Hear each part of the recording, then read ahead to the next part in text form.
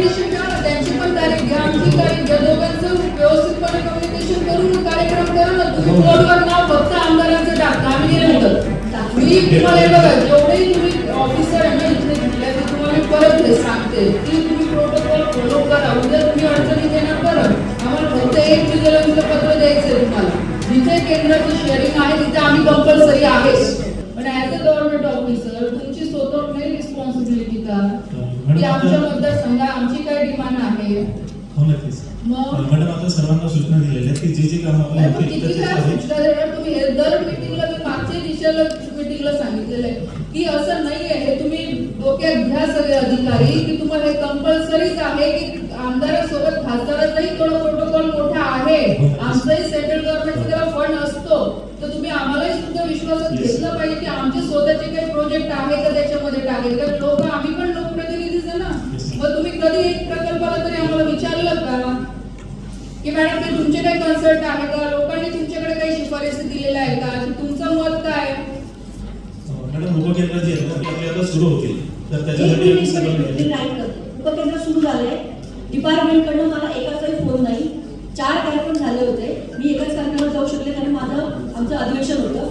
पण मला पालकमंत्री महोदयांकडनं निरोप आला कार्यक्रमाचा, डिपार्टमेंट कडनं नाही. तुम्ही तारखा कसं काय विचारून घेत नाही आम्हाला. चर्चा तर करा तुम्ही आमच्याशी. 4 उपकेंद्र मान्य ना, जगामध्ये 4 उपकेंद्रांचं उद्घाटन झालं. मी गेलो एका कार्यक्रमाला फक्त पालकमंत्र्यांच्या सूचनेनुसार. मग आम्ही कुठे जातो. तो डिपार्टमेंटकडनं आम्हाला एकदा सुद्धा तुमचा निरोप येत नाही. तुम्ही कोऑर्डिनेशन करा ना, त्यांची पण तारीख घ्या, आमची तारीख घ्या, दोघांचं व्यवस्थितपणे कम्युनिकेशन करून कार्यक्रम करा ना. तुम्ही बोर्डवर नाव फक्त आमदारांचं टाकता, आम्ही नाही म्हणत. मॅडम आपले जे आता कार्यान्वित होणार आहेत ना त्याच्याबद्दल मी आधीच हे करून घेतो आणि आपल्या मी तुम्हाला हे बघा, जेवढेही तुम्ही ऑफिसर आहे ना इथले जिल्ह्यात, तुम्हाला मी परत हे सांगते की तुम्ही प्रोटोकॉल फॉलो करा. उद्या तुम्ही अडचणीत येणार बरं. आम्हाला फक्त एक विजिलन्सचं पत्र द्यायचंय तुम्हाला. जिथे केंद्राचं शेअरिंग आहे तिथे आम्ही कंपल्सरी आहे. आम्हाला विश्वासात घेऊनच तुम्हाला काम करायचंय.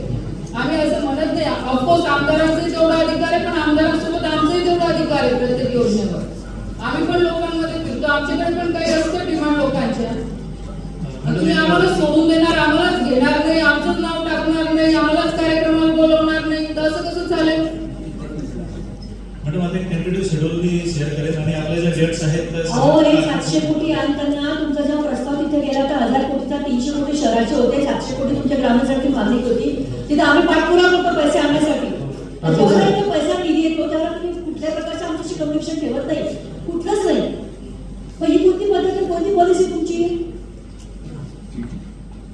नाही ना. बरोबर आहे, सांगा ना. तुम्ही बसले का तुम्ही दोघं तिकडे होतात ना कार्यक्रमात त्या दिवशी. तुमच्याकडे एक तरी मेसेज आहे का मला. कम्युनिकेशन तर तुम्ही कोणी कर्मचारी आणि अधिकाऱ्याने केलं आमच्याशी नाही करू. या बाबतीमध्ये अंडरस्टँड करून मीटिंगला पण होतं, तुम्ही होते काय. मग त्यानंतर त्यानंतर सर मॅडम सर्व प्रॉब्लेम आम्ही बघतो आणि प्रत्येक ज्या मतदारसंघामध्ये ते पत्रिका आपण पाठवतो. फोन येते तुमच्या पत्रिका आम्ही बघितली, बरोबर फोटो बघितला. पण तुमचं कम्युनिकेशन आहे आमच्याशी. खोटं नाही बोलू मी त्याला. नाही ठीक आहे ना. आम्ही वेळ घेतली का तुम्ही फक्त माहिती दिली की कार्यक्रम आहे, तुम्ही ठरवून घेतात. मी तुम्हाला तेच सांगतो, तुम्ही तारीख आम्हाला विचारून काय ठरवतो. ठीक आहे, पुढच्या वेळेला तारीख पण तुम्ही सांगा. मागच्या वेळेसही मी सांगितलं होतं. मागच्या वेळेस आमदारांच्या मुलीने येऊन तिथे उद्घाटन केलं जेव्हा हे नियमाच्या बाहेर विदाऊट एनी लोकप्रतिनिधी. तुम्ही कामाचं असेल, तुम्ही सर्वसामान्य जनतेकडे कसं काय तुम्ही उद्घाटन करता. त्यावेळेस मी तुम्हाला सांगितलं तुम्ही वेळ घ्या ना आमची. तुम्ही पत्रिका छापताना पाठवून देतात की या तारखेला कार्यक्रम आहे. काय आम्ही काय असं काय तुम्हाला हे दिसतो की काय आमचा काय अधिकार नाहीये का. नाही ठीक आहे मॅडम, पुढच्या वेळेला किंवा त्यांच्या सारखं आम्हाला चुकीचं बोलता येत नाही म्हणून तुम्ही त्याचा गैरफायदा देतात. नाही तसं नाहीये. पुढच्या वेळेला तुमच्या मागच्या वेळेस साहेब मी तुम्हाला कलेक्टर ऑफिसला व्यवस्थित बोलून जाऊन पुढे पत्र दिलं नाही की जाऊन एक वेळ चुकलं असेल, पण वारंवार त्याच चुका तुम्ही करत असेल तर आम्ही पण काय शांत बसायचं. हे बरोबर नाही आहे. तुमचं काम मी हे सांगते चुकीचं. ठीक आहे मॅडम, आता पुढच्या वेळेला तुमच्या डेट विचारल्यावरच आम्ही प्रोग्राम घेऊ. आम्ही काय करतो, काम कंप्लीट झाल्यानंतर आम्हाला इमिजिएटली चार्ज करावा लागतो. काम कंप्लीटचा विषय नाहीये साहेब. आमचं क्लिअर म्हणणं आहे ऍज अ मंत्री म्हणून मी तुम्हाला म्हणते की मला आमदारही तेवढाच महत्वाचं, पण आमदारासोबत काही प्रोटोकॉल तुम्हाला मान्य नक्की. करावाच नक्की. लागेल आणि करायचं नसेल तर आम्हाला सांगा, आम्ही आमच्या लोकसभेच्या स्पीकरला लेटर देतो की नाही, आम्ही सेपरेटच्या तुम्ही कोणत्याच सांगितलेल्या स्कीमला आम्हाला डेटलाच बोलवत आम्ही नाही. प्रोग्राम arrange आम्हाला करू. विचारत नाही.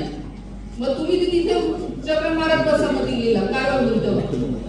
उगाच कोणाला अडचणीत आणणं आमचं इंटेन्शन नाही, पण तुम्ही पण तुमच्या लिमिट मध्ये राहा ना. 100%. व्यवस्थितपणे सगळं फॉलो करा ना. वारंवार सांगू तुम्ही काय ऐकत नाही. आमदार आणि खासदारांमध्ये कम्युनिकेशन आमचं खूप चांगलं आहे, पण डिपार्टमेंट जर अशा पद्धतीने बघत असेल तर ते मान्य नाही. पालकमंत्री 4 वेळा मला फोन करतात कार्यक्रमासाठी, मग तुमचं काम नव्हतं डिपार्टमेंटचं एक पण फोन करायचं. बरं हे फक्त मी जळगाव ग्रामीणचं होते, बाकीच्या ठिकाणी कुठं कार्यक्रम झाले आम्हाला तर पत्ता पण नाही आला बाकीच्या तालुक्याचं. हे बरोबर नाही झालं तुमचं. माझं फक्त पत्रकारांना म्हणणं